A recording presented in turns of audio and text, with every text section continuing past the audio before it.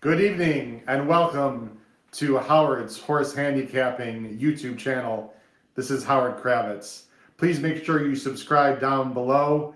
If you enjoy what you're watching, we're going to be doing some great handicapping of mainly pick fours and pick fives throughout the country in Florida, California, and New York, with emphasis on major stake races.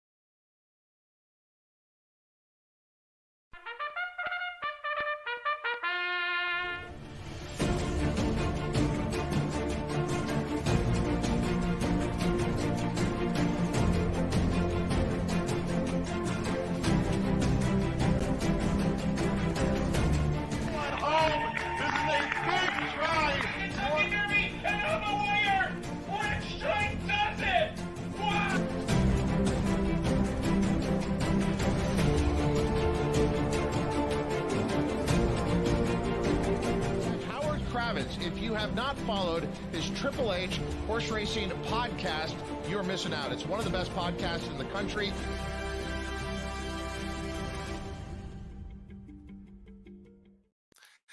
Hello and welcome to episode 221 of the HHH Racing Podcast. It is our 2-year anniversary. Big round of applause for everyone out there, our fans, our hosts, our viewers, our listeners, our special guests. I am so humble and proud to be your host, Howard Kravitz, for this 2-year anniversary episode 221 of the HHH Racing Podcast. Hope you enjoyed our new montage opening. A big thanks to Roscoe, who helped me greatly with that new opening. We spent a long time on it. I have to say, I almost shed a tear watching it. And I'll tell you what, talk about humble beginnings. That guy who started episode 1 had absolutely no idea what he was doing. I had no knowledge of the tech or anything at all. Coincidentally, that very first episode, I gave out a $64 Caveman Pick 4 at Gulfstream on a Thursday night, January 19th, 2021. And it scored. It paid for $440. And then soon after that was the inaugural Saudi Cup. And I tipped out a horse on top called Mishrif, who went off at 19-1. And he won. And I'm like, hey, this podcast thing is easy. Many great scores later and horrible picks and bad beats. We are here. Thank you so much for everyone out there. It means the world to me. We're going to have a great show tonight. As I said on the banner, the journey continues. Please make sure you subscribe on the bottom right-hand side of the screen. After you do that, smash that like button. Let's hit that thumbs button. Let's get over 100 likes on tonight's show. And please make sure you hit the notification bell so you know when new content will arise. Of course, on the bottom there is my Twitter handle at HKravitz, and scrolling at the bottom of the screen, hkravitzhorse@gmail.com. I'm going to be very quick with the promos tonight. All the promotions are below the video player. We've got power picks if you're not familiar with the show. And whether you have been with us for 2 years or whether you just joined the show, welcome again. Please check out those power picks. They're only $4 a weekend. Very profitable. Of course, you can listen to us also on Apple Podcasts, Spotify, and Anchor. And our fantastic co-host, Pete Visco, has much to do, if not all to do, with the fantastic website we have, hhhracingpodcast.com. We've got a lot of comments already. Let's bring them up right now before I bring on my co-hosts. Ralph Conti is here. Time for another great show. Thanks, Ralph. You've been a supporter a long time. Jim Pilars, man. I got to tell you, Jim Pilars, one of our very first people on the show as just a fan. We had Jim, if you remember, we had those horrible Zoom call shows where I had absolutely no clue as to what I was doing. But Jim, congratulations on the 2-year anniversary, Howard. I remember that first Zoom episode. There you go. Proud to be there on day one and looking forward to being there with you for years to come. Thanks, Jim. Really appreciate that. Steve Pogel, spent a few days in the hospital this week. Sorry, Steve, but I'm fine. I'm on Lasix now. Beautiful. Lasix on for Steve. Looking to handicap first time Lasix. That's got to be a great angle. Gemini 3. Gemini, you've been with us for a long time. Great accomplishment. Really appreciate that, Gemini. Ralph, new look to start the show. I like it better than the old one. Ralph, so do I. I think we all do. And finally, from Sean Kane. Sean, congratulations. Let's do one more here from our great friend, Tom Espinoza. Happy 2-year anniversary. Warriors playing the Celtics, but I got to be here for the HHH show. Tom, that's, wow. Big commitment from Tom Espinoza. Tom, greatly appreciate it. And we'll actually end with Kyle Roscoe. Kyle, thanks, buddy. Happy 2 years. So happy you're part of it. Have a great show. Thanks, Kyle. This show changed a lot in May of this year, last year, when I made one of the best decisions of this podcast for sure, to bring on 2 fantastic co-hosts who were viewers of the show at first, and now they've been co-hosts and doing it for a long time. So let's bring on my 2 fantastic co-hosts. First, from the great state of Maryland, Mr. Pete Visco, and award-winning journalist from the Saratoga Special and the Commonwealth of Massachusetts, Mr. Paul Halloran. Guys, thank you so much for being here tonight. 2 years, guys. Can you believe it? Happy anniversary, fellas. Absolutely. And I agree with you. I agree that was one of the best decisions you ever made. Well, hey, Paul, did you notice that he didn't put up Ralph's comment about adding? Yes, I did. And Kyle I did, to get Pete. us over the top. Yep. You noticed that one just sort of went by the wayside. No, I noticed, Pete. Guys, real quick for people, we have a ton of people watching. Thank you so much for watching, everyone, tonight. And I didn't bury the lead. The lead is the 2-year anniversary, but we are going to bring on Kevin Kilroy, who is the simulcast analyst for Fairgrounds, does a great job. So we're going to deep dive into the late pick 5 and also one other race, actually the race before that, which is a really nice allowance race. Kevin Kilroy's here. They have a huge day of stake races on Saturday at the Fairgrounds. We're going to talk about that. But before we bring on Kevin, Pete and Paul, we have some new people watching probably tonight, and people might not know the whole story. Very quickly, Paul, I think I contacted you first, and I believe it was a phone call, or somehow we got in touch with each other. But you were you've been watching the show almost from the very beginning. So the credit has to go to my good friend Dr. Jeff Mora in Boca Raton, whom I will be visiting 2 weeks from tonight, starting, I would like to say publicly. And he pointed out to me, I think he had communicated with you. He was watching, and he said, geez, I came upon this good racing podcast. You know, I think the guy is looking for some help getting the word out and marketing. And so that's when you and I had that lengthy conversation about, you know, how I could help you. And, you know, that was probably in April of 2020. So I was about 2 months, you were about 2 months in. Yeah, no, 2021. Right, it was very early. It was right before, just coincidentally, right before COVID, I believe that would be right. So we're gonna have to do the. You started it right before I came in, right, just after COVID started. Yeah. And Pete, you also, you know, watching the show pretty much from the beginning. I remember seeing, I think you had comments in the chat. But yep. Pete, one of the reasons I got to know you well, we're sort of kindred spirits in the fact that we are both on the Matt Bernier show. And one of the reasons why I decided to have you on as co-host is like, you know, this guy really sounds like he knows what he's talking about. I love the stats you gave on Matt's show because I'm a math guy, of course. And, you know, Matt had some good, you know, people on the show and some people that were, you know, more amateurish. I could tell you really knew what you were talking about, Pete. So that I think I gave you a call or we emailed. I'm not sure how, or I think it's a DM perhaps. Yeah. But you were there almost from the beginning as well as a viewer of the show. Yeah, and I sort of knew about it. I think through Matt. I don't remember if maybe you had a spot on his show and you mentioned you were starting something, and then I watched a bit, and then I think just randomly, and I was like, hey, I know that guy from the Matt Bernier show, and that sounds like a good idea to me. I never pass up an opportunity to chop up some races, so why the hell not? Yeah, I was so impressed with both you guys the minute I met and talked to you. Honestly, I'm not just, you know, saying that. And I've lauded the praise of both you guys for a long time, and it's been 8 months for you guys now, I believe, coming up. So I know it feels like 20 years that you guys have been on with all the work I have you guys do, but it's greatly appreciated. We got Brad. We got to bring up a lot of comments tonight, guys. Brad Anderson, my good friend Brad Anderson, part of the BC crew, who lives in the Tampa Bay area. Happy anniversary, Howard.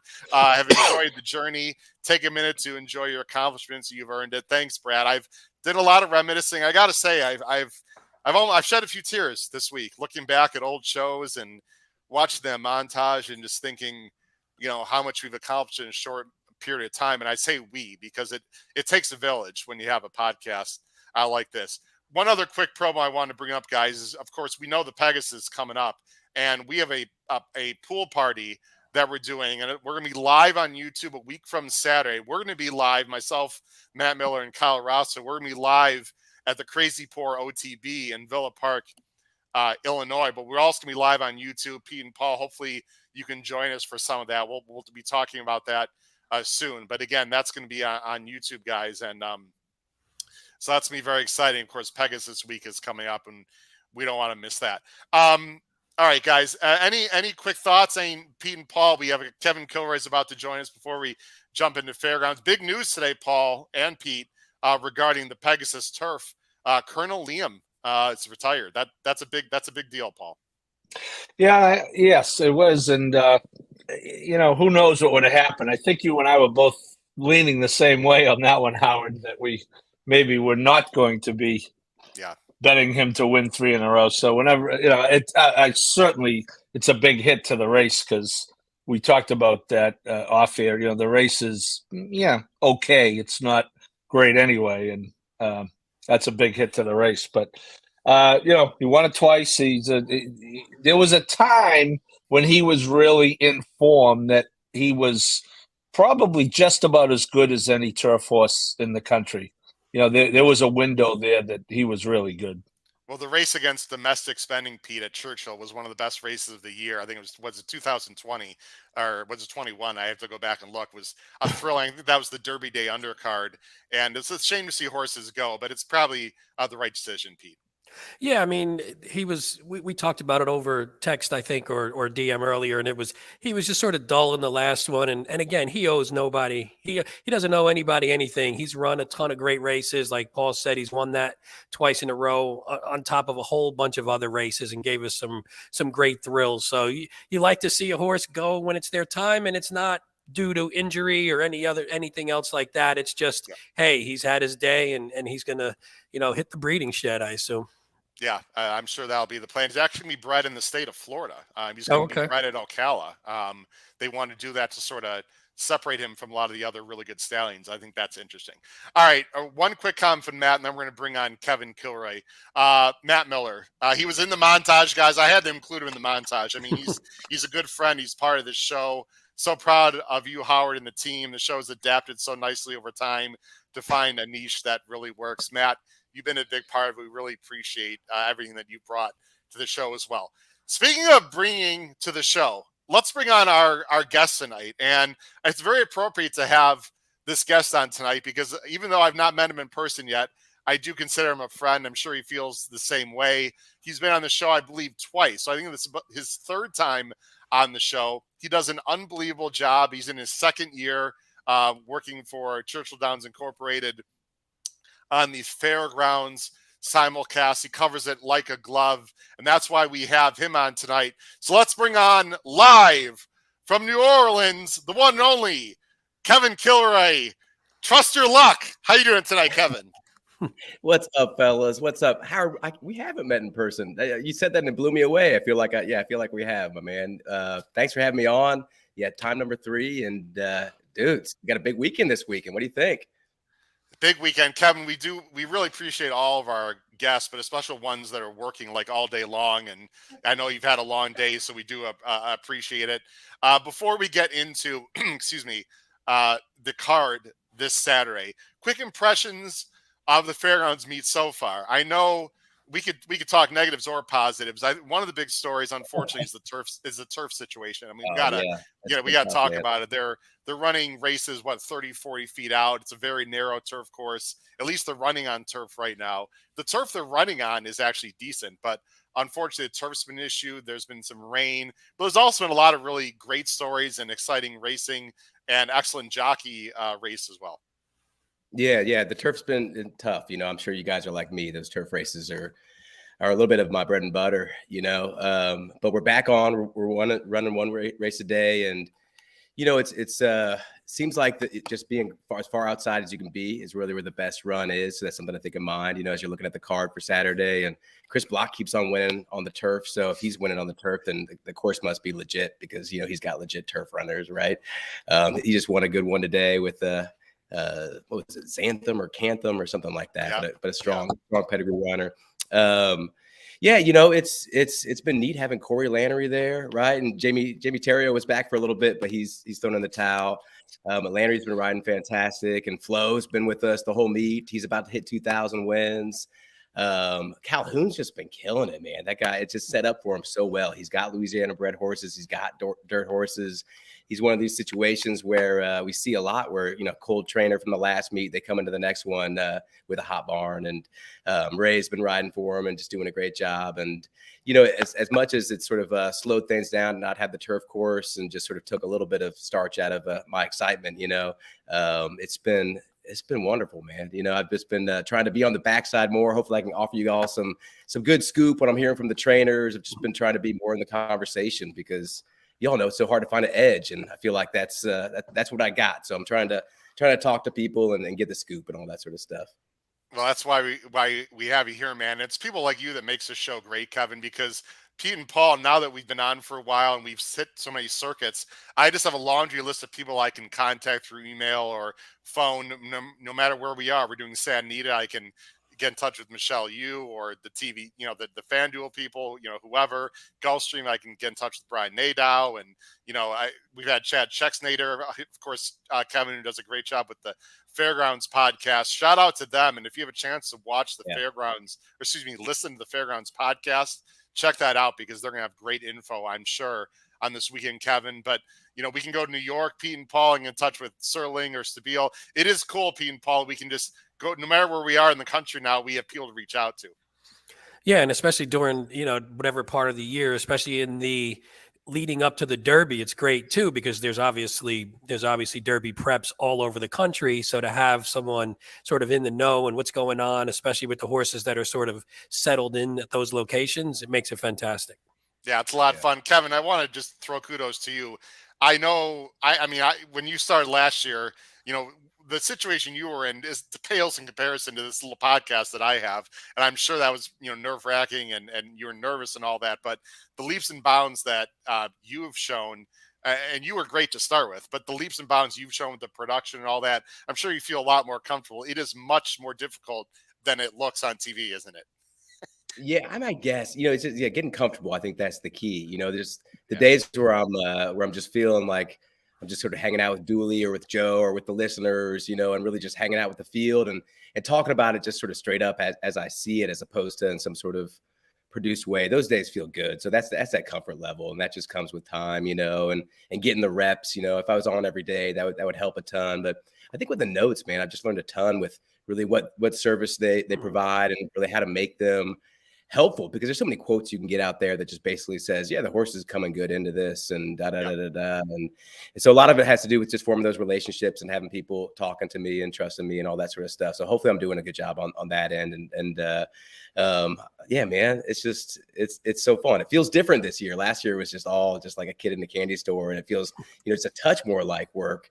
But it feels, man, I've had a couple good days this week where I'm just like, oh shit, nothing else I want to be doing, man. This is the best life, So I'm trying to appreciate it as much as possible, and it's a big sacrifice for my family. They're back in Kansas City and all this, so it's difficult, I feel for all the race trackers out there that have always been traveling around to different spots and trying to put it all together, man. It's tough. Yeah. shout out to your wonderful family, your wife and children. Hey, at least they're close to the Kansas City Chiefs, right? Who've got a big game coming up this week. To start there, what do you I'm think I'm sure gonna win? Are you gonna put a little will money be on the that? Super Bowl run for the Kansas City Chiefs. At least that's Kevin Kilroy's hope. All right, let's get into the pick five, guys. Now, before we start pick five, Kevin, and I didn't really preface any of you guys on this, but Kevin, I apologize if you had to do extra work because of what you had to send out with all the every No. race, but I knew you had to handicap it anyway. I want to very quickly, guys, talk about race 9. Now, this is outside of the pick five, and the reason it needs to be mentioned, gentlemen, is there's one particular horse that's cross-entered in Lecomte, number 1. And number 2, Kevin, I think this race could be equal, if not more important, for the Derby Trail down the road. There are several horses in race 9 at the Fairgrounds on Saturday, which is the race before the pick five, that are in the future Derby pool, which, Kevin, of course, comes out this weekend, pool 3. So very quickly, I'm just, and just real quick, Kevin, we're not going to talk about it a lot here. I'm just going to show the field, and Pete and Paul, we'll just let Kevin talk through this, but it's allowance optional, 80,000. It's for 3-year-olds only. They're going a mile and 16th. It's a small field, Kevin. When you look at the field, you got Banishing, Tappett's Conquest is in the I know the futures pool. So is Tappet Shoes. Determinedly is a real nice horse. This is a loaded field. Tappett's Conquest, the 3, as you know, Kevin, is the one that's cross-entered. Please tell the people at home watching and listening later on, is Tappett's Conquest, as far as you know, at this time going to be in this race or the Lecomte? And what's your overall opinion of this race in particular? Yeah, so what I'm hearing is Tappett's Conquest will run here. And okay, I've heard that from a few different sources, and not that it's anything definite, because Brad, he's an interesting guy where he always shoots you straight, but he's always thinking through things. So he's always just sort of getting a feel for what's going on and what he's hearing about other horses, and where it's the best spot for his. But Flo is really high on Tappett's Conquest. He's doing great in the morning. Drew's gonna be riding him. And he could be a sneaky one wherever he shows up, to tell you the truth, man, because the good stuff we're hearing. But Banishing, I mean, there isn't a horse that's being talked about much more than Banishing, that Brendan Walsh runner. That was a big effort last time out. A little bit of an easy lead against, we'll see how tough that field is. Some of those runners are coming back on Saturday, but he's an interesting horse. It just, if he fills out, man, if he keeps on putting weight, which talking to the barn that he has been since that last race, he's been training forward. He's going to be special. He looked like a puppy dog in those first 2 races, really just not fully in control and coordinated with his body, but he's an interesting runner. He's got the pedigree, and Godolphin's not worried about bringing home the checks. They just want to go for the big Derby. So they're just being conservative by putting him in this allowance, and too bad it came up salty. It's not going to be necessarily a confidence run for him. Is Banishing your top choice in this race as I scroll through here? Banishing is my top choice, but the pace is kind of tricky for him. I think Invulnerable is going to be Ascend. I think Silver Heist could be interesting there, stretching out. Determinedly is one that I don't want to use in this race, but could compromise the pace. I'm just not sure if he's got much more room to improve. You look at these young runners, how much more can they step up, and why is he going to step up more in the next race? We've kind of seen the same race from him, even though he, fell to his knees at that last one. But he's going to make things hot. So if Banishing can relax, I think he's going to be okay. But it does seem like if he kind of gets aggressive, it could get hot. And you kind of want to be a little bit off the pace at Fairgrounds, going 2 turns, becoming late recently. The speed bias that was there at the beginning is gone, so it's playing fair. Okay. Determinedly, by the way, Pete and Paul is the horse that beat Shopper's Revenge, who won the last race at Oaklawn that we talked about. That was personally a great score for me. I believe for one of you, if not both of you as well. With that too, that Poppy's Shoes or whatever coming second. Pete, that was about the only good opinion I had all day. That worked out great for me at least, but it only takes one. Just need one, yeah. Yeah, absolutely. And Banishing beat a horse that's going to be in one of the races we're talking about. The horse that finished second is going to be in one of the races we're going to be talking about. Actually, in the first leg, I believe. So yeah, a lot of connections going on, guys. You got to pay attention. You definitely want to watch race 9, ladies and gentlemen, on Saturday at Fairgrounds if you're interested in the Kentucky Derby Trail at all, because there's some serious runners. Kevin, last question before we get into the pick 5: the weather. Here we go again. Now, what I've seen, who knows, right? Paul hates these conversations. Who knows? But it looks like it's going to rain. Doesn't look like it's going to be like a gully washer completely. But any rain at all, and they're not going to be running on the turf. I'm expecting we're going to be handicapping the one race in the pick 5 off the turf. We're going to be guessing. So we're going to handicap that as a dirt race. How much rain have you guys been getting recently, and what's the vibe for Saturday? Will they still run on the turf? Are they going to save it? What's the story? What do you think? So the thought is that we'll run on the first 2 on the turf for sure. And then, it does seem like the rain's going to come later, but even if we get some rain, that we do want to run those on the turf. So that's the goal, which, we have seen Fairgrounds come off the turf with just a little bit of rain in the past. We had a little bit of last night, and we ran today. So that was a good sign to me that it really is doing well, because it came down for a good hour.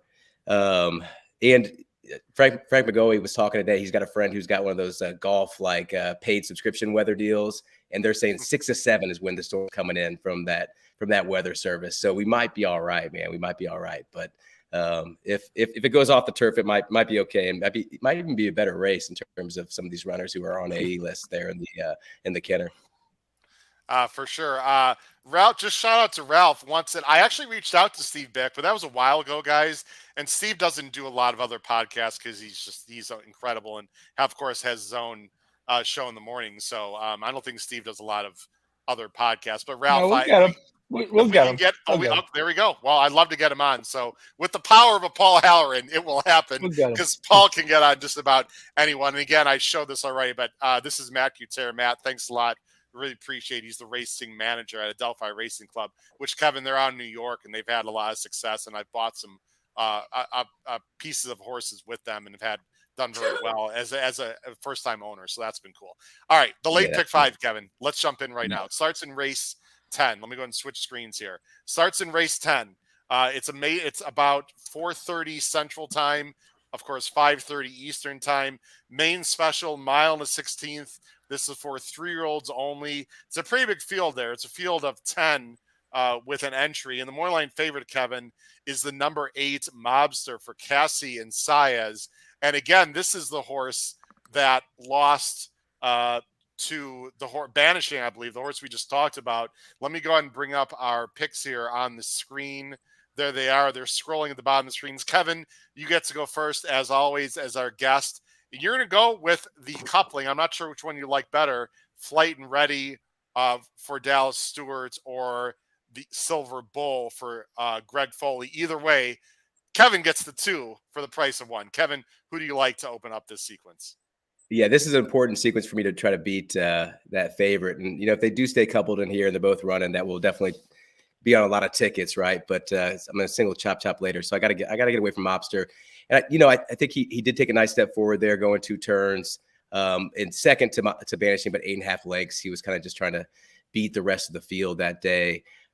He's doing well coming into this for sure. Talking to David Carroll there in the barn, and they expect him to run well, but I would be surprised if he takes another step forward in there. The coupled entry is definitely some runners that I'm hearing good stuff about from both sides. You got Dallas Stewart and you got Greg Foley on both of these, and they're West Point thoroughbreds. They're going to get bet, because those owners definitely bet their horses. But both of them are feeling really good about these runners coming into this race. So it's definitely ones to think about using in this first leg. So you're just going to fade Mobster completely, or would you use him as a backup on an ABC or a Caveman ticket? I think I'm just going to fade him completely. I think Mobster should be able to run in the money, but you know how it goes, man. He deserves, your look, and he deserves a shot in here. But yeah, Chop's in there, and I also do like some other horses that can take a lot of money. So I got to get aggressive in this one, and the coupled entry might be, if I wanted to get real aggressive, be one that I would single in here, because they seem like they're doing really well coming into this. Now, everyone knows, or if you don't know, the replays are tricky with Churchill Downs and DRF. I don't want to get into it, but we're not going to be showing a lot of replays tonight, if any, because I can't click on the screen and show replays. But Kevin, I am so happy that someone else likes the 4, because I'm like, no one's going to have this 4. I've got the 4 on top. This is a replay special, Kevin. I'll let you talk about Baseline Beater. The last race, the December 8th replay, everyone, you have to watch it. It was a very slow race. He was in between horses. He got a weird shuffle, Kevin, and made a big, wide middle move. I'm sure you're probably there. You saw it. I think this horse is fascinating at a price. What else do you want to add about Baseline Beater for Pessin and Lannery? 100%. So December 8th, speed rail day. And like you said, he was coming wide. Phileas Fogg had him out front and was able just to wire that field. And so everything was kind of going against that runner. And not only do you like him, I like him. Pessin likes him too in here. So he's doing good coming into this. And I like that Corey's going to get up for this one. Like I said, he's been riding great. He should be coming off the pace. And if he gets something to close into, man, this runner could be live. Pessin's been sending out runners left and right. We'll talk about another one of those later on. This is one of my price plays of the sequence. And he's got a 425 Wet Tomlinson. There's more speed in the race. He might be double digits, Kevin. I am going to use this horse in my back wheel, my reverse key and tries everywhere. I'm fascinated by this horse. Pete, you also like the coupling with the one. I'm assuming you like Fight and Ready better. Would that be safe to say? And Paul, you've got the one also, actually. So either one of you guys can talk about either one of the couplings. Pete. Yeah, I didn't like anyone in this race all that much, so I figured, hey, 2 for the price of 1. I'll take that in a field that I don't love anyone. But I did like, I don't mind a horse where if I look at Flight and Ready's debut, it was in the slop, was way in the back, even the notes never involved, so it just didn't do anything. And then came back and ran well against other horses in the race. So if I can look at it and say, well, maybe the slop was an excuse on top of it being his lifetime debut. So if I look at it that way, I think maybe I can lean more on the last race. And the last race, I didn't love it because I didn't really think he did all that much. He just sort of sat and sort of ran in place. But I figured, again, there's no world beaters in here. Nobody was actually running fantastic races. So I figure if this one, at least I know he's sort of tactical. He can get in the mix a little bit. And I don't think there's a ton of pace in here. So I think, though, this one could sit close and sit right off. So I liked that it was more like, one of not a great bunch. So that was the one I put on top. And actually I was intrigued by the 1A. I mean, that figure was terrible. The race doesn't look great, but I just thought that he showed, I always like a horse, especially in debut, broke badly, was way in the back. And then still, showed a lot of life, was closing late, the gallop out, which I'm not a huge gallop out person, but the gallop out was good. And for a first timer, I thought at least it showed something. So I thought like that 55 buyer doesn't look great, but I think there's maybe a little bit more in the tank with this one. So I'll take a shot with him as well. Pete, I looked at this horse real closely, because I almost liked him more than I wish Silver Bull was on his own because he'd be like me too. 16-1. Yeah, me too. And this is West Point, Kevin. I mean, he's the other, the other Foley, blah blah. I mean, not the other Foley, but the less light coupling supposedly. Paul, I got a question for you before we move on to the next race. I'm going to make one other point. Paul, if the track does come up a little bit wet, does that put you against Fight and Ready based on his first time out, or do you chalk his first time out more to just being first time out as opposed to the slop? And we don't really know; it's a guess, right? Yeah, and Dallas Stewart doesn't typically have him cranked up. He's like 11% first time starter, and this horse didn't take much money. Yeah, I wouldn't.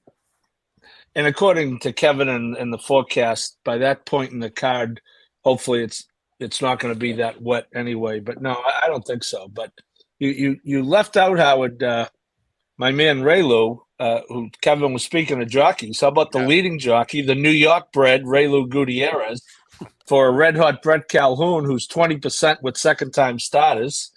And he and Raylu are clicking at 32%. And this horse took some money last time. And I am going to be using this horse in the thick of this race. Hey, Paul, I thought of you when I saw this stat where the Calhoun Raylu combo, 8 for 30 wins, but 21 for 30 in the money in dirt routes at Fairgrounds. So for a 12-1 shot that you maybe want to do a back wheel try or just have them hit the board, that was a fantastic stat when I saw that. Pete, one more time so Kevin Kilroy can mention on national TV that he heard from the HHH Racing podcast about this stat. One more time, Pete, because Kevin will give you the opportunity to write it down. I'm just kidding. You don't have to say anything, but it's a great stat. One more time, Pete, that 21 for 30. 21 Yeah, for it 30 makes sense. route Races at to Fairgrounds. Dirt routes at Fairgrounds. So Okay, nice, Kevin, that's easy pretty one. impressive stat. forward. Yeah, that makes a ton of sense. But hey, yeah, to fade Calhoun is does feel stupid these days because he does Yeah. keep on moving him forward, Yep. and he does seem to have a master plan. So I love that you got this one in there. Paul, I'm using him defense. So I don't like the fact he was in for maiden 50, though. That's always a negative for me that they didn't think highly enough, but maybe they think highly of him now. I just want to quickly mention the 3 for everyone, Presider. This is my third choice. No one on the screen has this horse anywhere, so everyone else is probably right and I'm wrong.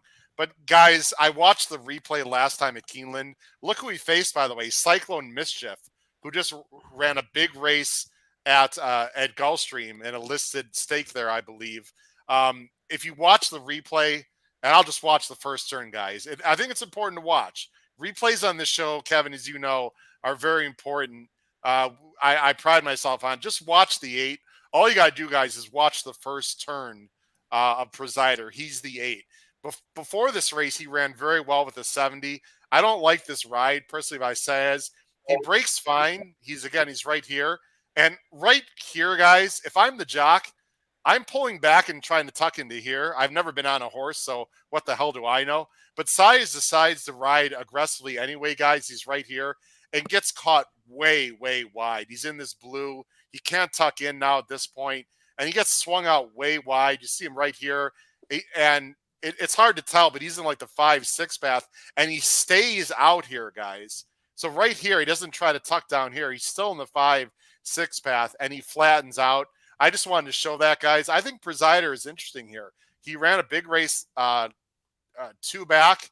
I like Cherie DeVoe. This is another horse that I'm a little bit interested in. Kevin just went off the screen, so we'll get Kevin back. I have him as a B, Howard. Okay. Pete, One thing, did you consider him at all? No, I did. The one thing I liked, and we don't talk about this a ton on here, is the buyers look bad in those 2 bookend races, but time form like the races more. So you could see there's a 27-point difference between time form and buyer in the last one, and then 28 in the other one. So if those buyers were a little bit higher, and like you said, you lost by 18 and 16, so that's going to turn people off. So you might even get a better price on it just because of having those two stinkers on there like that. Yeah. I just want to mention, Kevin, we got you back on. No problem. Kevin, thumbs up, Kevin, to bring you on there. Were you ready to go? All right. I'm watching the replay. I was trying to follow along as I knew I was getting cut out there. Okay, there we go. Anyway, all right, let's go on to the next race, guys. Again, we're all trying to sort of beat the that Asmussen first-time starter, that Kawhi Dan. We didn't. You want a quick thought on him? I mean, talking to that barn, they think they're going to have a huge. They think they're going to have a huge day. They've got runners left and right in there, and a lot of first-time starters. So, I mean, Steve, I think this is the type of day that he wants to win 5 with, and I don't think Echo again's going to win. So Kawhi Dan does seem like a live one to consider. T-Gas up and Quality Road, 3-year-old colt.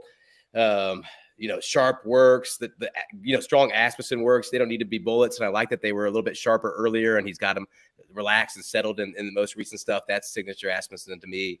To really get them to find themselves and within their stride. So it's stable. Yeah, fuck, man, this is a runner for sure. The dam's a little more sprinty, Kevin, and to me it's a tough spot. But listen, Steve could definitely. Who am I to doubt Steve Asmussen with Tyler? Hey, Pete, you got to have a good stat on Steve debuting 2 turns. It's not so hot, right? No, it's funny. I had a weird granular one where he was 0 for 16 with 3-year-old first-time starters in routes at Fairgrounds. So whatever you want to do with that, that's very, very specific. But I was like, and the dam side was 0 for 4 first-time starters. And when I looked, they were all miserable races. So the 4 dam starters came out and they were awful. So it wasn't even like, hey, they ran a good second or third or something. They were terrible. So that's what sort of turned me off that one, because I thought maybe that one would take a little bit of money too. So I was happy sort of fading that one. Well, that's not I mean, it's small sample, not that small. Any offers for Steve is. I just meant that it was like a very granular stat. So, you never know if they really mean anything, but who knows? Before we go to race 11, I just want everyone who's watching and listening at some point, let's just get that out. I'd love to hear everyone down below the video player. When did you start watching the show? Any great memories you have of our shows. We're here, ladies and gentlemen, on our 2-year anniversary. Please comment below the video player. We don't always get a lot of comments below the video player. When you start watching the show, any favorite moments you have about anyone, maybe a favorite bet that we tipped out for you. Love to hear comments below the video player on our 2-year anniversary of the HHH Racing Podcast. Oh, yeah. Let's go on to race 11. God, happy anniversary. Yeah, that's awesome, man. Yeah. Thanks, Kevin. Appreciate that, buddy. Let's go to race 11, guys. Now, this is tricky. It's the Duncan Kenner. It's scheduled for turf. I made the decision as the host, and it might be a bad decision, but I have a feeling this is going to be rained off. It's later in the card. Any kind of rain. Kevin already said they're going to run on the turf earlier in the card. I know it's a stake. We're going to handicap this, ladies and gentlemen, as if it's off the turf. I'm sure we'll get some quick opinions from you guys if it's on the turf. But here's the field. It's a field of 8 with 3 also eligibles, and 2 of them would have major consideration if it's on the dirt. The morning line favorite, if it's on the turf, would be number 2, Maniwa. I'm not sure Maniwa would be the favorite if it's on the dirt. Again, we're going to handicap this if it's on the dirt, as you can see below. Kevin, you are going to go with the number 5 in this race. Sorry, switched it over here, which is a very fast horse, if I recall, from the gates, and the name is escaping me. It is Anguston, an 8-year-old coming off a 1.5-year layoff. Kevin, you're going to have to convince me on this one, buddy. Okay, so I forgot that you wanted it off the turf. So this is my turf pick for on the turf. Oh, okay. The 3-1 morning line, you see that this runner is working so well. And Mitchell, Mitchell's the rider there. He's saying working just as good as when he came off that huge layoff to win at Churchill in that last effort. So he seems like a big-time live runner. So sorry, scratch that one. That's if we're on the turf. We want the 5. Okay, do you have 3 dirt picks, Kevin, for us, or do you have to look at it?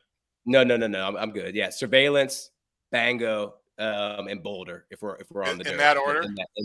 Yeah, absolutely. That's Surveillance 10, 11, 3.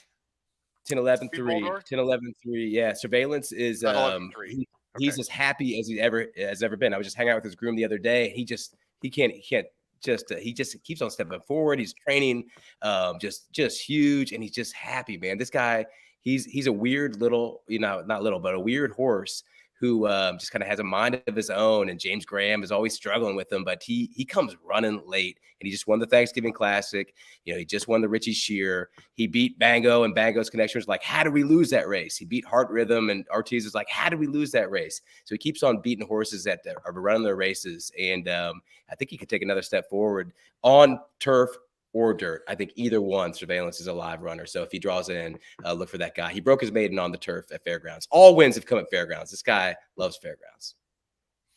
Shout out to Case G. Case, I believe you're a new viewer to the show. You said it's super easy horse to watch for with notes. Recently heard about horse racing. Now app liking. Case, welcome to the show, man. Continue watching and betting and learning about horse racing. It's a great sport. Case, if you're new to the show, that's awesome, Kevin. We like seeing new people. And then Ross Blacker, big fan of the show. Can we pause the show and admire Beverly Park tonight in race 5 at Charlestown? Are you familiar with this horse, Kevin? This is like an allowance horse who's won like what? In last year he won like 12 races or something crazy, right? 15. He won his 15th race on New Year's Eve at Fairgrounds. 15. He just blew him Wow, away. okay. A tough field too. Yeah, he looked amazing, man. What a war horse. Love that guy. Surveillance is a cool gray. My only concern here, Kevin, is we don't know what the speed situation would be, but the top 2 choices in this race, if it's on dirt, Surveillance and Bango, neither one of them are real speed. That's my concern. I have those 2 on top, so I need to show the banners. But if it's taken off the turf, Kevin, your top choices are going to be closers or stalkers. That's scary going 5.5 on a wet ground. Maybe someone can get loose. I just don't know who it would be, though. Yeah, it'll be interesting to see. I mean, if it's wet, it depends on when they seal it. That's a big thing with the Fairgrounds track. If it gets sealed, then that rail can be pretty deadly. But it depends on when. If they seal it just like right before the race or some shit like that, then you still want to see them. We've seen some wet closers coming home at sprint distances specifically. So, and Bango, he'll be up close to it. I mean, this guy, he might be the all-time winningest horse at Churchill. I think it's 11 is the number. And he's won 9 or something like that. He's in form. He's doing great. And he's ready to rock and roll. I will say, and Paul, we're going to go to you next to talk about your top choice in the 3. I will say, Kevin, the last time they met recently in the Richie Shear Memorial. Surveillance won on the square. I don't think Bango really had an excuse. I'm going with Bango just because I think it'll be a better price. I don't think much separates them, but maybe Surveillance is just going to keep winning. Surveillance is the horse to beat. I just think he might be too low a price. Paul, you're going with Surveillance on top, but the 3, Boldor is a horse that you're interested. I know Kevin is interested in this horse. His form is tailing off a bit. He's inconsistent, but he can fire big when he's right, Paul. I like if it's on turf, the 3 will be my top selection. I actually like this horse if it stays on turf. I agree with Kevin. I think he could go either way. I do like the 10 a lot. 10, 11, I like a lot as A's if it goes to the dirt, as meteorologist Howard has predicted. Kevin, you can be sure of one thing: you are going to have beautiful weather in New Orleans on Saturday. Is that how Howard predicts them? Is that his weather skills? Wait a minute. It's a lot, Kevin. I'm a it's a lot. dedicated Weather Channel watcher. We've talked about this before. Kevin, bring your suntan lotion to the track Saturday, Kevin. I'm getting too much already, man. Too much time outside. Hey, Paul, do you want to mention Maniwa? I've got this horse 3rd, so do you. Yeah, he's a morning line favorite if it's on dirt. I like him a lot better on dirt. And if he's on dirt, he's got a shot, but I don't know. I think he's sort of tailing off. He's a dead closer. He's going to move to a turf race if it comes off. He wants him on the turf. He's very eager to run this guy. Yeah. I mean, that's Wayne. I don't know. That's what he told me. But yeah. Did Wayne tell you if it's off the turf, he's not going to run on dirt, Kevin? Yeah, he mentioned the other race he was going to run. I forget what it is, but he's got another spot for him. Oh, okay. So info from Kevin, guys. According to Kevin, Catalano said if this race is on the dirt, Maniwa will be scratched. Paul, you want to talk about this horse anyway real quick? Yeah, I mean, he seems very pace dependent, regardless of where it is. I mean, he comes running. There's no doubt about it. I kind of liked him better on dirt, but Wayne Catalano's the trainer and not me. So I thought he had a decent chance again if he had some pace to run into. I don't love him on turf, but I don't know. 9 to 5 seems low, regardless of what they run it on. To be honest, I know he ran in the Breeders' Cup Sprint. I get it. He won the Phoenix. Those are dirt races. But if you're making the morning line and it's a turf race, 9 to 5 seems low. I mean, no doubt about it. Pete, I know you've got the 10 and 11 at the top. You have Evan Singh. Now I'm assuming this was a dirt pick for you, selection 3rd. It was. Okay, talk about this horse maybe as an interesting horse on the dirt. Well, it's tough when you're trying to figure out, hey, if it does come off, who's going to be in and who's going to be out. Right, and I just thought this one, I thought the one thing I liked, the damn side, 0 for 8 wins in dirt sprints, but 7 for 8 in the money. So I thought, well, maybe, and it's a hard spun on top. So I figured maybe this one actually can run on the dirt. And if they decide to keep him in, he'd have a shot depending on who else stays in. The one question I have, maybe if it's for Kevin. So Boldor and Bango both have Gaff Leone up, and Boldor can run on both. So I wasn't sure if he would stay in regardless of whether it's turf or dirt. And then I wasn't sure about who do you think Gaff Leone would ride. Would he stick with Asmussen and stick on Boldor, or Bango looks like if it goes to dirt, Bango looks like has the better shot. Yeah, I have no idea. And Kevin actually went off screen again. Okay. So he might be. But just something to keep an eye out. If you looked at one and thought, hey, Gaff Leone, I like that. If they both are in, make sure you pay attention to see who picks up one or the other, depending on which one he chooses. No question about it. It's going to be interesting to see. Let's go on to the next race, guys, because we keep talking about a race that we don't even know what surface it's going to be on, and we got to talk about it. But it feels a little weird to talk in detail. Let's go on to race 11. Say about Maniwa, he wasn't sure why he ran so bad last time. He thought maybe it was just the Lasix being added back on. That was sort of his best guess. So maybe he just sort of didn't react very well to it. So that could be the excuse. But that's the last thing I'll throw in. Okay. Very interesting. Let's go on to race 12, guys. Now, this is a Silver Bullet Day. This is for the fillies. 3 years old, 1.70 miles. This is points for the Kentucky Oaks. This is the trail to the Kentucky Oaks, and Fairgrounds does a great job with the boys and the girls with their road to the Kentucky Derby. You see the field here of 7. Big morning line favorite. Kevin already mentioned Chop Chop, Brad Cox, Florent Giroux. Let me go ahead and switch the banners. Kevin, you're not only going with this horse, as is Paul, but Kevin, this is also spoiler alert. This is your single in the pick 5. What is it that you like so much about Chop Chop in this spot? Well, she does seem like the one in here. And if you do like her, you just kind of have to single. I feel like that's the case. It's not that huge of a field, but it's just a total excuse in that last race. Just one of the worst rides you'll ever see. Just not in position at all.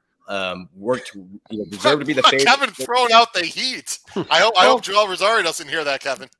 I love Rosario. I love Rosario. I love Money Sign for sure, 100%. I'm a big fan of that guy. But it wasn't a good ride. Just caught wide, hugely wide there coming into the bend, and deserved to be the favorite that day. Was working great coming into it. Just really no excuses for that on the horse side, I guess. But that's a big field, all that sort of stuff, and tough field. But all set, ready to roll. The Barnes loves this horse. Really feel highly about Chop Chop, that she's going to run her race. And, I think when you think about how you're going to get your points to get to that first Saturday in May, everybody at Fairgrounds has to deal with Hoosier Philly, that Amos runner. She's going to be, she might be in the Derby. She's a big deal. Tom's very high on her. She's running in the Rachel. So I think Brad's like, all right, we got to get your points here, and Chop Chop's ready to roll. We're gonna make sure and dive in. But also, they never took her out of the barn. They didn't turn her out or anything. So she just has 4 works coming into this, but she wasn't too far away from the track, or she was never away from the track. So she's the runner in here. I don't see anybody who can beat her.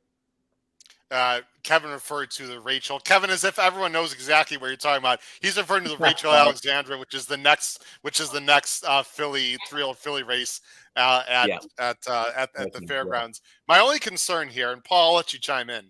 My only concern is you're going to have a horse that's going to be probably, I'm going to say 4 to 5, in a field that does not have a lot of early pace, and she's going to be ridden, from the back of the pack. That's my only. No, she's not. She's going to be ridden correctly by Florent Giroux. Okay, go ahead. The way she was ridden correctly by Raylu Gutierrez the first 2 races. Yeah. Kevin's right on target. As great as he is, I've talked about this before. Rosario sometimes rides the same race no matter what type of horse he's on. Why does this horse have 2 wins to start her career, and then all of a sudden it's a good idea to be 11th out of 14 in the Alcibiades, and then it's a better idea to be 10th out of 13 in the Breeders' Cup Juvenile Fillies, and with a perfect post position in the middle of the field, getting caught that wide. So she's not going to be coming from the back of the pack. She's going to be ridden correctly this time. Kevin, we pull no punches, man. We don't mess around this show. Especially Paul gets right to it. You already mentioned that, Kevin. I think he's got a great point. Do you expect this horse to be mid-pack, Kevin? Or even to be up close even? Yeah, absolutely, for sure. Flo, I mean, well, as you say that, though, but Flo's he's either a front or back type of rider, too, He's one that's good on the lead, or he kind of sits back. So I don't think it's going to matter, to tell you the truth. I don't think she's going to lose too much contact with whoever is in front, and who's going to be in the front. Hey, you never know. I mean, that's a good runner for sure, and a really neat story, and I like her in the money for sure. But I don't think it's going to be too fast, like to lose contact with everybody and not be able to run them down. We got a big long stretch. Chop. Yeah, hey, you never know is the only real. This looks a good late runner too. She stays on. Amber Cascade might go for David Cohen, maybe. I don't know. We'll see. He was up close 2 back, so we'll see. David Pete doesn't like to go to the front. He doesn't like to send. He's patient. He wants to have the horse, be in good position, have the horse. Yeah. Pete, please explain to Paul and Kevin, our wonderful co-host and guest, why we are correct with the Al's look at a higher price with Saez, a horse that's improving for Brad Cox, and I should get a very nice trip, and will hopefully beat the favorite. At least that's what you and I are going to hope beat.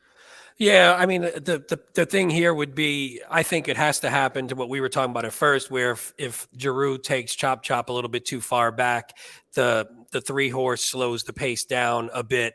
The 4 sits close. The 4 gets first run, and Chop Chop just has too much to do. That was the way I would picture it if the 4 was going to win. I do like, again, if you look at the 4 races there, the one that was bad was on the slop, so maybe you can forgive that. Has a terrible 308 wet Tomlinson rating, so you never know. Maybe just didn't like the slop there. The next race came out and dominated, and then lost to Pretty Mischievous, who only has lost, I think, to Who's Your Filly at this point. So is a pretty good horse. So I think this one again, if it's Trip, maybe we get the Trip, maybe we get first run. If Chop Chop is really good and gets a clear stretch, then probably is the best horse in the race, though. Yeah, I'm hoping. Pete, we're thinking the same way. I just hope that this filly gets the jump and just is a much better price. But listen, Chop Chop's the horse to beat. Kevin, real quick before we go on to the next race, none of us has Forest Chimes on top.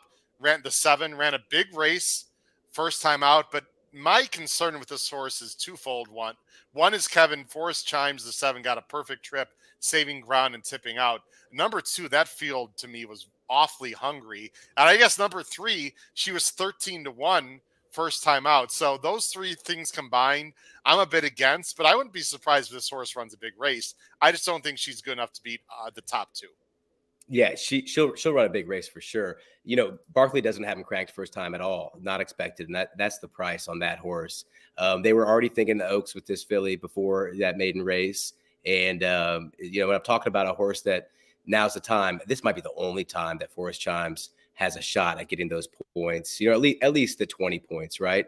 So she should be fully cranked, ready to roll, and you know, it's interesting. I think if I wanted to get a price, I would go with Forest Chimes for sure, 100%. Okay. But definitely one you want to use in the money.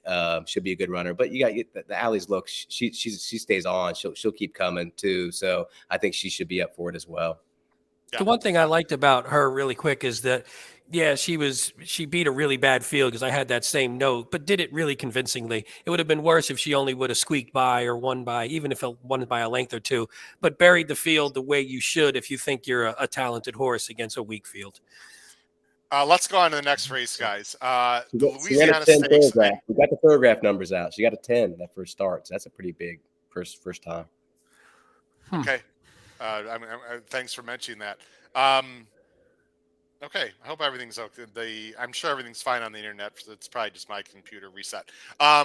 Let's go to Louisiana Stakes, guys. Louisiana Stakes. Now, Kevin, I know in talking to you through email, you love a horse in this spot. I'm assuming you still love that horse, although I might have flip-flopped, Aaron. I might have flip-flopped. Yeah, the horse you loved. Wait a minute, you changed your mind, so I apologize. We'll show the picks right now. I don't want to spoil it for the viewers. Let's go to Louisiana Stakes. This is for older males. 150,000. They're going a mile and a 16th. This is a nice field. This is a field of 9.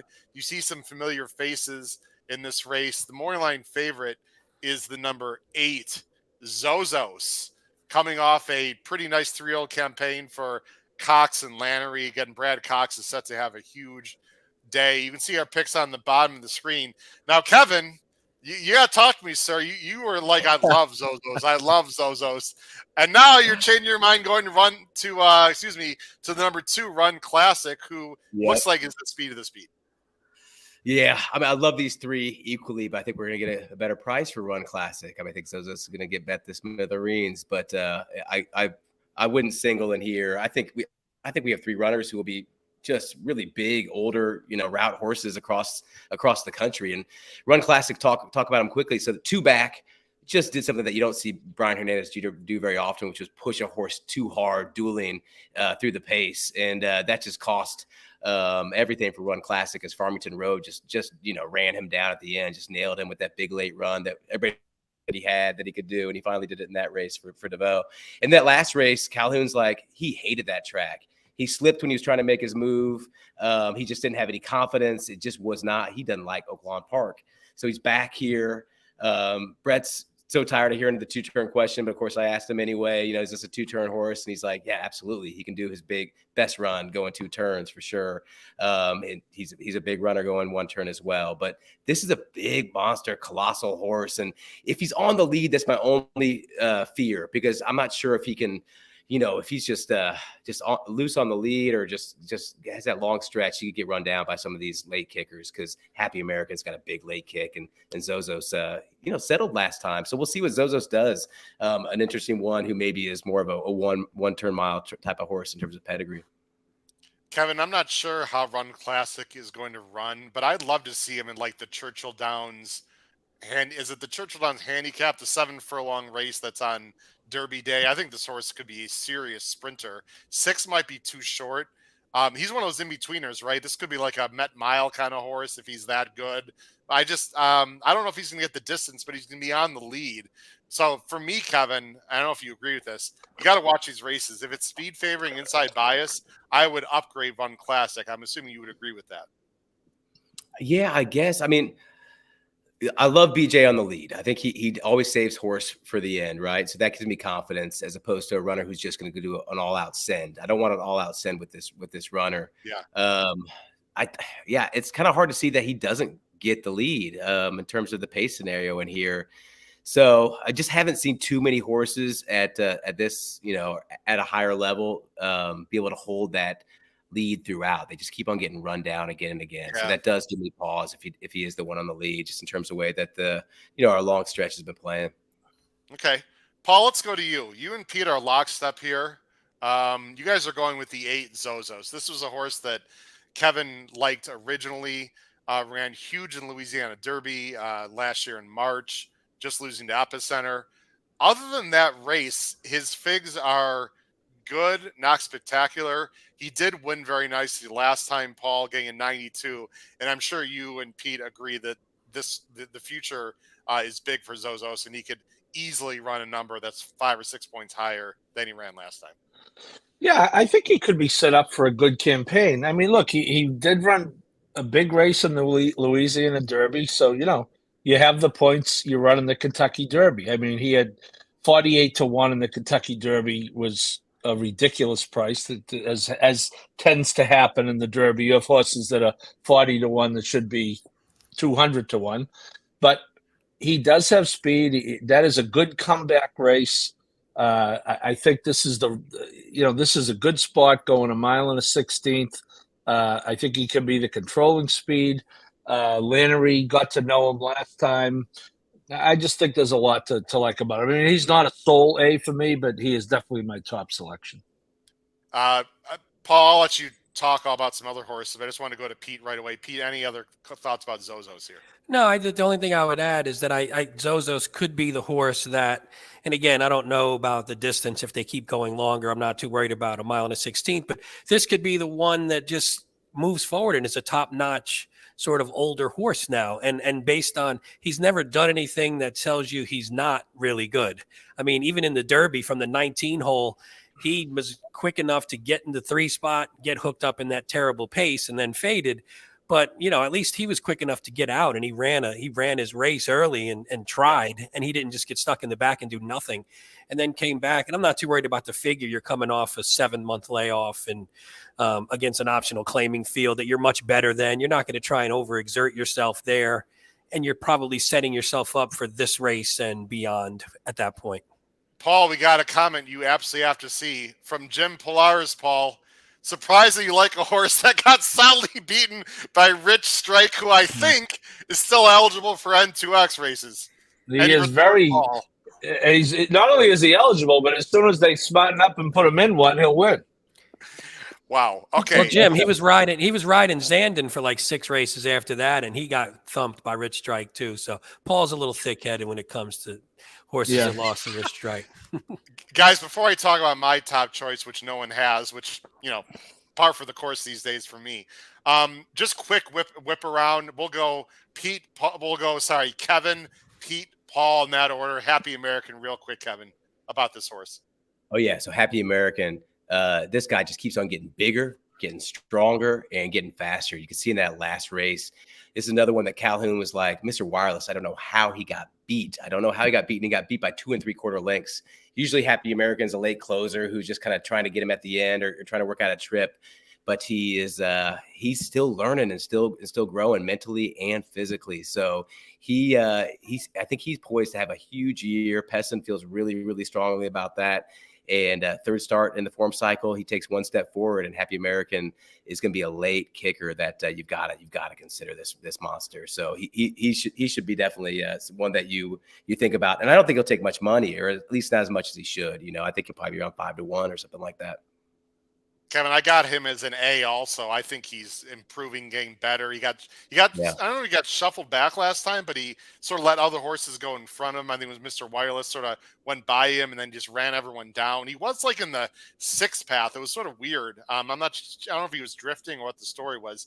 Pete, any quick thoughts on Happy American? Definitely a threat. Yeah, No, I agree with Kevin 100%. And I like the first time gelding. I don't know what that's going to do for this one, but we'll see if maybe that sharpens him up even more. And I really on like Martin this Luther horse. King Day. How do you geld someone on Martin Luther King Day? Unbelievable. I think it must have been just when it was reported. I'd be surprised if he gelded him before that race. I just saw that. That's what I thought. I don't know. Okay. Yeah, I got to ask Neil about that, because like after that big run, I don't know why you would fuck around with the guy's nuts. All of a sudden screwing around with a horse. Yeah.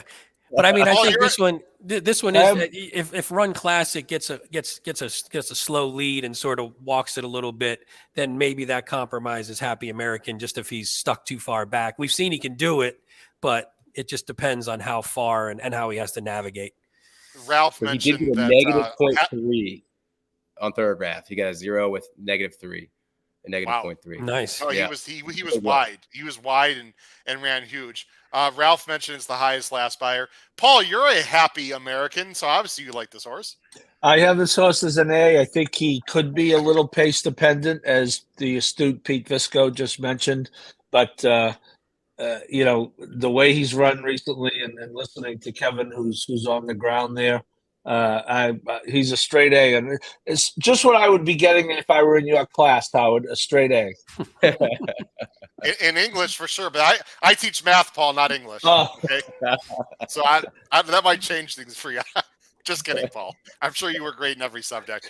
As usual, my wonderful co-hosts and guests are missing the boat completely. What is it you guys don't like about Forza Diora? Was it the 101 buyer in the slop going 2 turns at Saratoga? Oh no, wait, maybe it was the 101 he ran in the Discovery. Guys, I'm just kidding, of course. This horse is best up close, and he really didn't have any excuses against Happy American or Mr. Wireless last time. My thought here, gentlemen, is that he's going to be much better second off the layoff. It's Cox and Giroux. He doesn't mind the mud. It was his best fig, and he's going to sit right off of the speed and be good enough in the lane. I have to get the right price because I think this is a very talented field. But, Kevin, I think he's going to sit a right trip. The question is, he's had these layoffs. I mean, late in 2021, I thought he was going to be in the Breeders' Cup and the next big thing.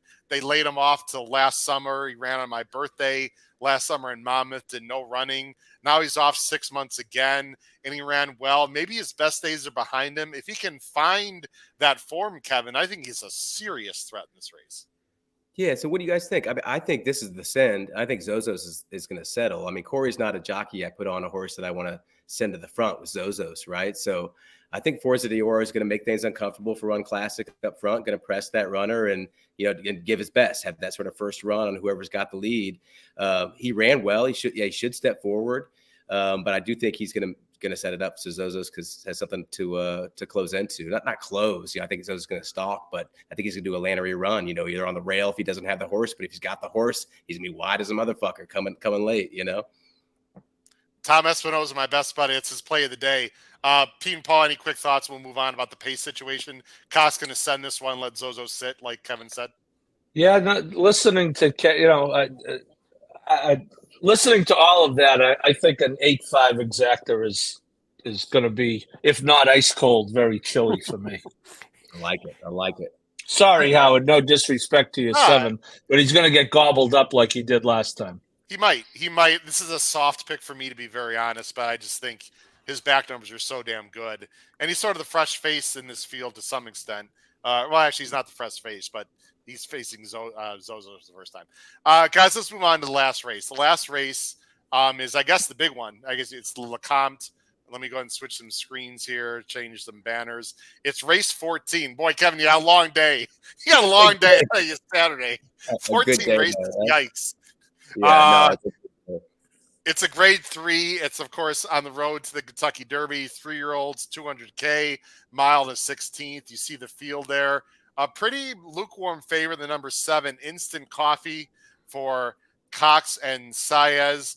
Kevin, you're going to go with the 4, Confidence Game. This is a horse that we talked about last week, guys, Pete and Paul, because he is the horse that beat Shopper's Revenge in that race. So again, this is the great thing about this show, Kevin. We talk about horses on week to week, which gives our handicappers at home a great advantage. What do you like about Confidence Game?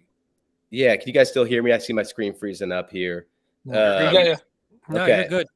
Yeah, so definitely just really stepped forward in that last race, and he showed a lot of speed, taking it wire to wire, but he looked great, and the barn's really high on him. They just know he's gonna be a runner in this one, and they think he's a Derby contender. I'm just trying to find a price. This is actually the race I have the least clear. Oh, he just went off. I guess you could say Kevin has the least confidence, but then he's picking Confidence Game. So I'm sure we'll get Kevin back on in a second. Guys, I'm actually very much against this horse. And one of the reasons why I'm against this horse, I was wrong, guys. Confidence Game didn't face Shopper's Revenge. Sorry.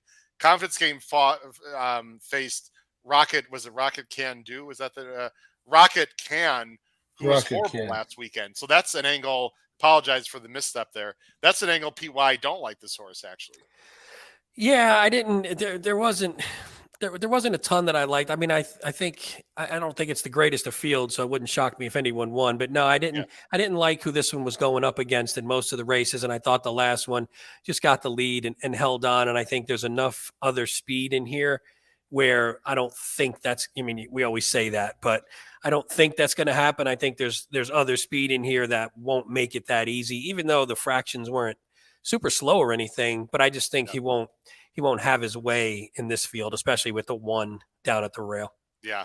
So Kevin, behind your back, we were telling everyone how bad a pick you. I'm just kidding. We weren't doing that, but there is other. The race I have the least clear thoughts about. I really have very little confidence in the Confidence Game. So I'm looking for a price. What do you guys not like about him? Because I'm trying to get more thoughts about this. What we mentioned is last time he beat a horse called Rocket Can. Rocket Can was horrible last weekend at Oaklawn. So that was one thing we didn't like, Kevin. And then we also weren't sure about the pace situation. There might be other speed in this race. We're just giving you a hard time. This horse can win, but Pete didn't like some of the horses that he's faced. Kevin, you're going in and out again. I'm just going to take Kevin off. You're good. Sorry, Kevin. Let's go to your second choice, Kevin. You've got the 8. Here's what we'll do, Kevin. We'll go through your choices. We'll get you your pick 5, and then we'll get you out of here because of the tech issues. 2 Phils is fascinating. None of us have him, but this Laravelli trained horse is in great form. Just won the Street Sense in the slop. If the pace gets hot, why not? Kevin, can you hear me? Oh, he looks frozen because he hasn't moved in about 10 seconds. I was going to say, nobody's that focused. Look at him. Look at that steely glare there he's got going. We'll see if we can get Kevin back on. Guys, let's go to your picks real quick. Let's go to you, Pete. You've got the 7. The 7 is Instant Coffee. This is the morning line favorite. I have the 7 second. Pete's, let's see who else. Paul's got the 7 third, coming off a win in Kentucky. Yeah, I mean, I feel like this one also. This is one that people talk about as potentially having a decent future and some say in the Derby pools and such. And on the track, he hasn't done much wrong. I mean, even the race 2 back. I mean, he was way too far back, and it's not like he lost to anybody bad. You lose to Forte and Loggins. So, we've got a new name. Sorry, Pete. That's why I'm laughing. Oh, I see that. Apparently, Kevin Kilroy is not here anymore, but we've got Bad Internet Guy is here. So thank you, Bad Internet Guy, for. Oh, that's all right. Instant Coffee. Keep on talking to me about because it seems like he's a runner. That was my thought. It seems like people have some confidence in this one coming back, and I figure this field didn't come up super deep. So if he's going to do it, he should do it starting here, and this should hopefully move him forward for the rest of the Derby prep races. Yeah, I beat Curly Jack. Paul, now this is my top choice, guys. If Tappett's Conquest is out, I have to say I am not real confident. I sort of agree with you, Kevin.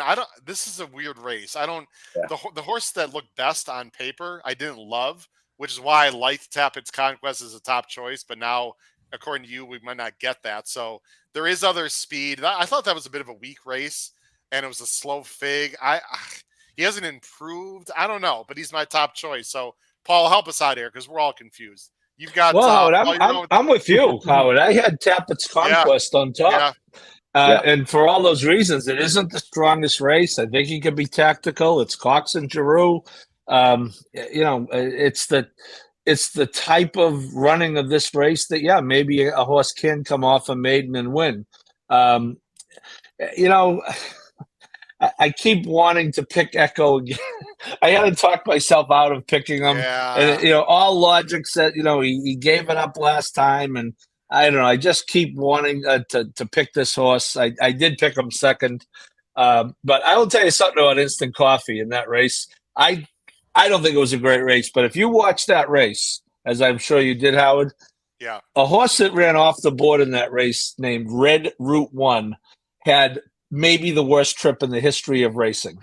He was in trouble at all times, including on the far turn, early stretch, late stretch, and he hasn't run back yet. So I will hopefully benefit from watching that race.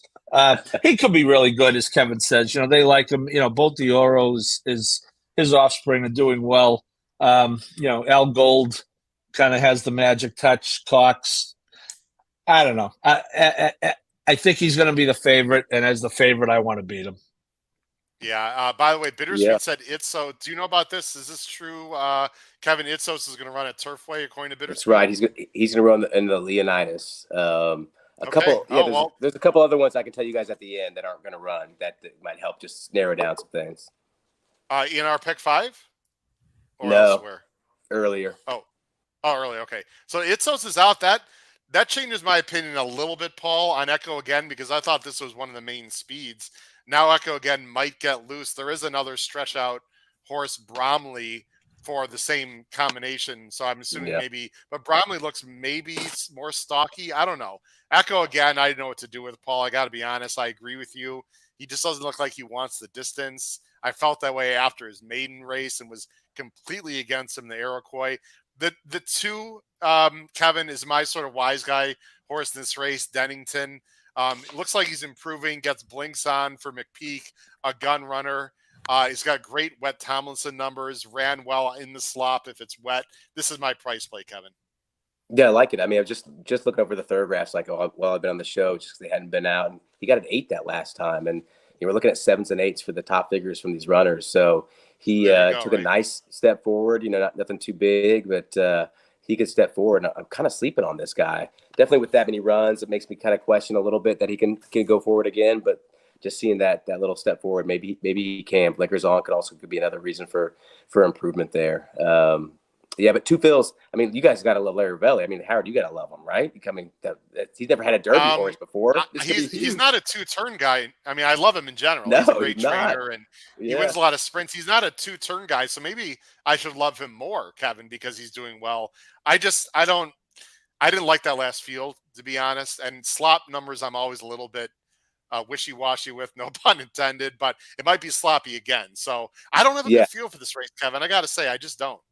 If it's sloppy, it's going to be good for him. 2 back, Jareth came back to Larry and he said, this horse is going to just move forward because of this race, because he had a tough trip in that 1-2 back, and he learned a shit ton. And he did, of course, maybe it was just the slop, but he moved forward there. So when you can see little learning moments, that these horses are having, and they respond to adversity. Sometimes horses racing sucks. I don't want to do that again. That was horrible, right? And they don't come back and run.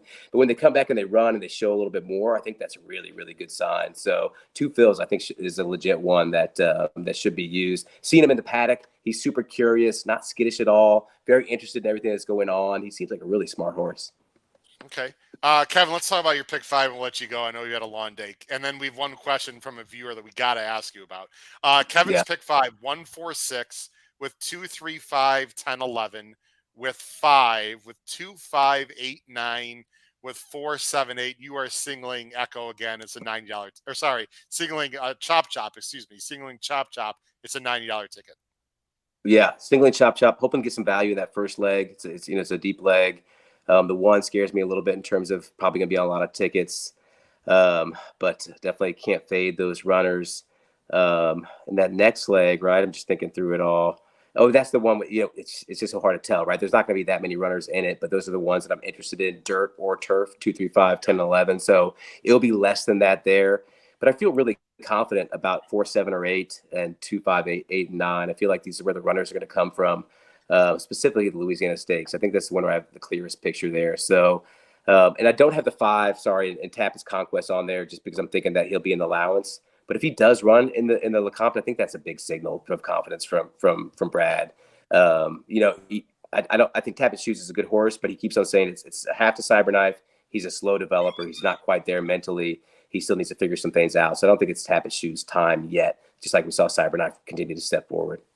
It's an interesting sequence because the field sizes aren't huge, but then there aren't any real obvious singles either. So it's one of those pick fives, Kevin, that you get like 2-1, 3-1, 7-2, 3-1.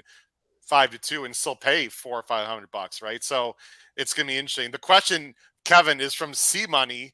Your favorite Styx album, Kevin? Kilroy was here, obviously. Come on, Dome Arigato. Easy.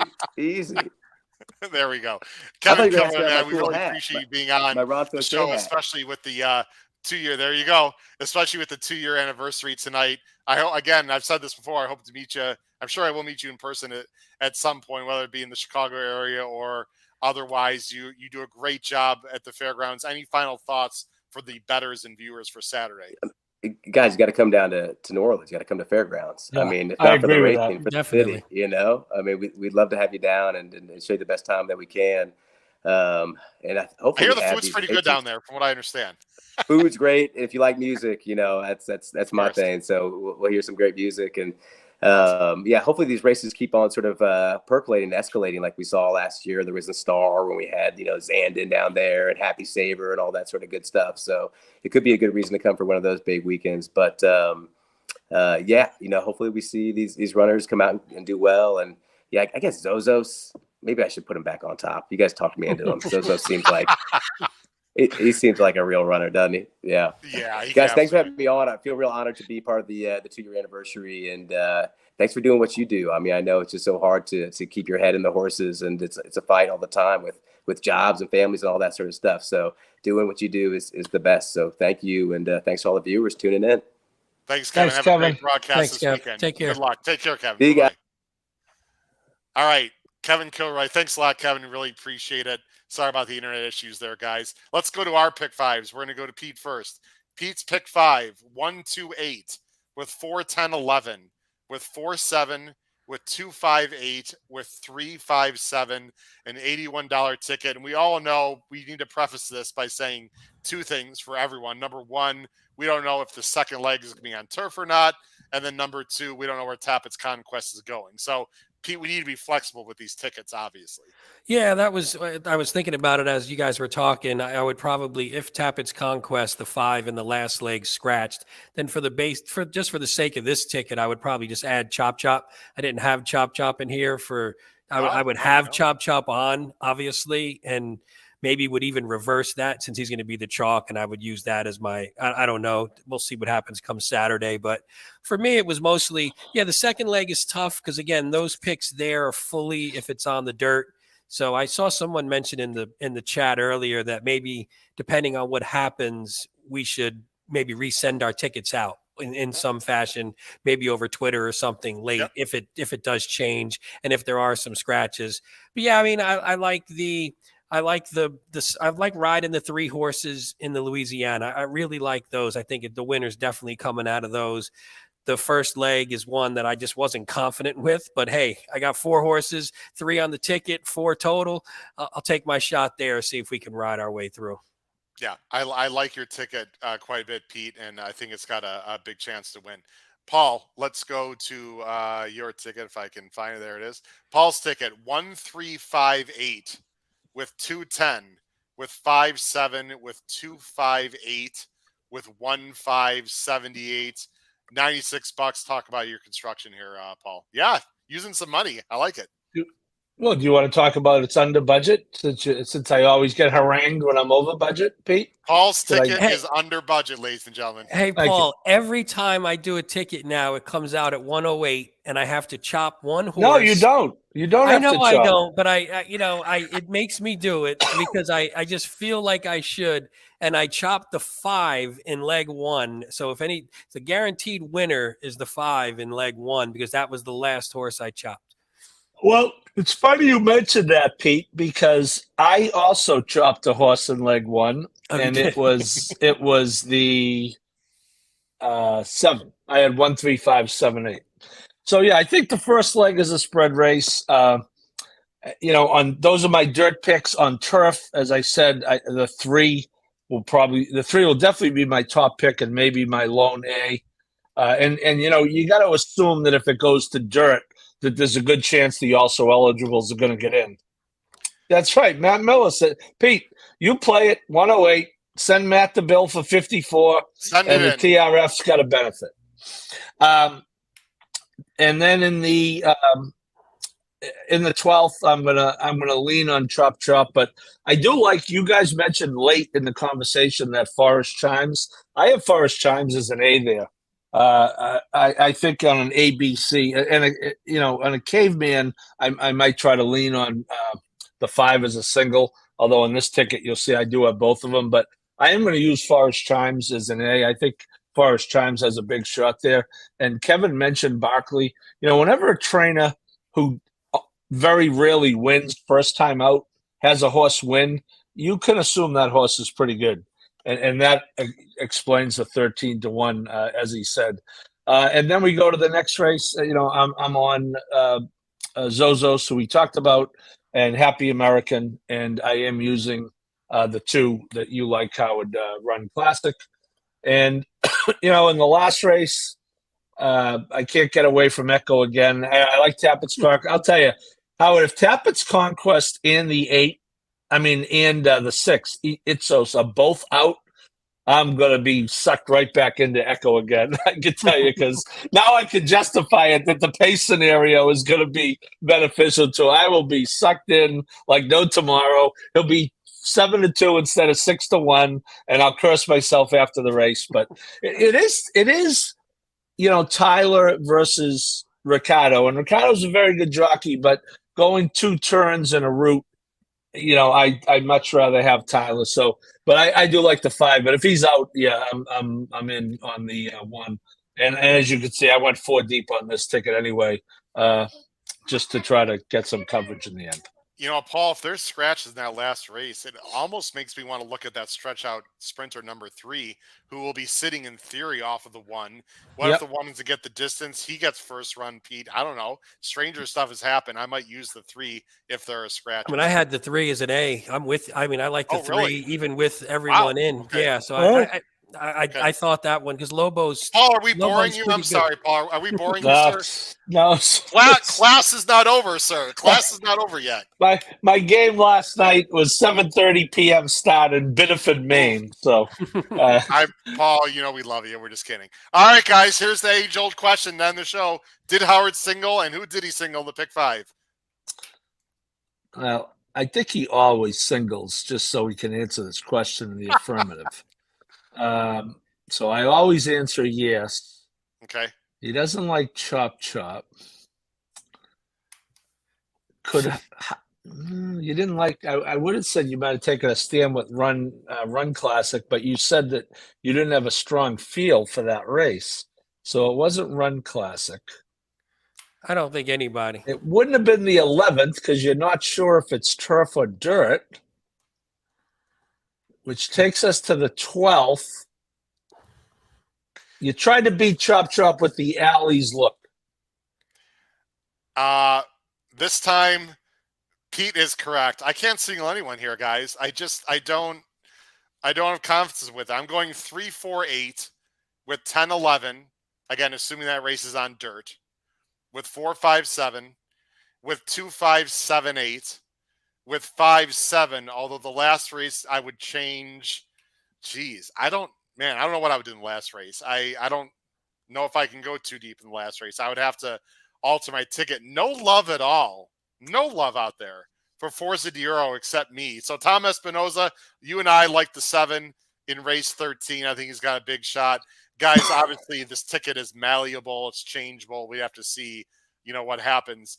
Let me bring up the closing banner here. As we end the show, guys, again, it's been 2 years from today. I just can't believe it. The show has changed tremendously, all for the good and leaps and bounds. Again, Pete and Paul have been a big part of it, and I really appreciate that. Please, again, comment down below the video player once it goes on to YouTube, which will be in the next half an hour here. Your favorite memory from the show of the first 2 years, your favorite bet, anything, any likes, sure, dislikes too, why not? We really appreciate everyone, whether, again, you've been watching from the very beginning or recent viewers. Pete and Paul, I'll let you guys have the last word on our 2-year anniversary. Any thoughts about Saturday or anything else in your life you'd like to share? Good, Pete. I'm just going to say thanks for all the viewers and watchers and listeners and everyone as well, because if they didn't come, we probably wouldn't be doing this at this point. So thanks for Howard for having me and Paul join in all seriousness, but then thanks to them, because otherwise it would just be 3 idiots talking to themselves on the internet instead of talking to our great fans who are so interactive too, which makes it better. So, there's always good conversation and they've been with us the whole time. So that's great as well. Paul? Yeah, I would echo that. Again, we all love this game, and we're involved in different ways. And I get a chance to write a lot about it, and spend some time up close. But it's just as fun sitting at home and trying to hit this pick 5 on Saturday. Although I won't be sitting at home, I'll be refereeing 2 games. But it's just as fun. It's a great exercise weekly because it forces us to handicap a sequence sometimes that we might not have handicapped. And look at the names every week. The Tom and Christine, of course, is my favorite, and Jim Pilars and Trish Smith and Ralph Conti I see there. So, we appreciate it, and we love doing it, and we'll keep doing it. Absolutely. And I'll close by saying next week, guys, is Pegasus week, and we have a huge shows going on here on the podcast. We got a show Monday to talk about the Eclipse Awards, which happened Thursday night. Tuesday and Wednesday, we'll be covering Like a Glove, all the stake races. There are 6 graded stakes on Pegasus Day, a week from Saturday. Tuesday, we're going to cover 4 of them. Wednesday, we're going to cover 2 of them. We are not going to be on next Thursday to show deference to the Eclipse Awards. So we will not be on Thursday. We're going to be on a little bit earlier Wednesday, right before Bettin and Boozin. For my wonderful co-hosts, Pete Visco and Paul Halloran, this has been your host, Howard Kravitz, episode 221, the 2-year anniversary. We will show our new montage to begin and end the HHH Racing Podcast. Have a terrific night. Good luck with your bets at the Fairgrounds this Saturday. Take care, everyone.